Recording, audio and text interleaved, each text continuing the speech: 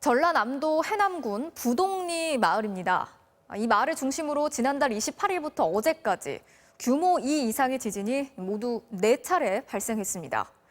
그런데 기상청이 관측한 지진은 이뿐만이 아니었습니다. 오늘 오후 4시를 기준으로 규모 2 미만의 미소 지진까지 포함하면 총 55번의 지진이 발생한 것으로 집계됐습니다.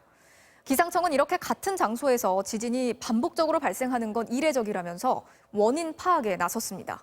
이어서 전동혁 기자가 취재했습니다. 이번 해남 지진에 대한 기상 당국과 학계의 반응은 예상치 못했다입니다. 한 지점에서 지진이 잇따라 발생하려면 이를 일으키는 힘, 즉 응력이 필요한데 현재로선 원인 짐작도 쉽지 않습니다. 지진이 집중된 해남군 산이면은 계기 관측이 시작된 1978년 이후 단 한 번도 지진이 일어나지 않았습니다. 고서 기록을 바탕으로 2000년간을 집계한 역사 지진 사례에서도 전남의 지진 발생 지역은 광주 인근의 내륙이었습니다.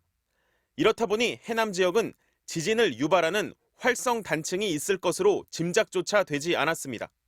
최근 실시된 호남 지역의 단층 조사에서 전주 단층의 연장선은 해남군 북쪽, 광주 단층의 연장선은 해남군 남쪽을 지나는 걸로 추정됐습니다.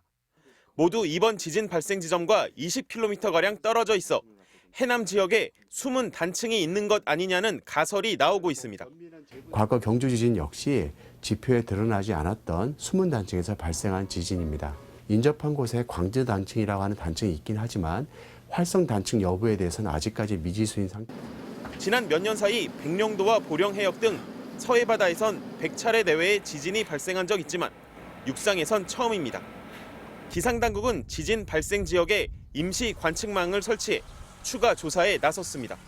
지하에 얼마나 큰 단층들이 있는지, 이 지역에서 발생할 수 있는 지진의 규모가 어느 정도까지 가능한지를 예측하고 준비를 해야 된다고.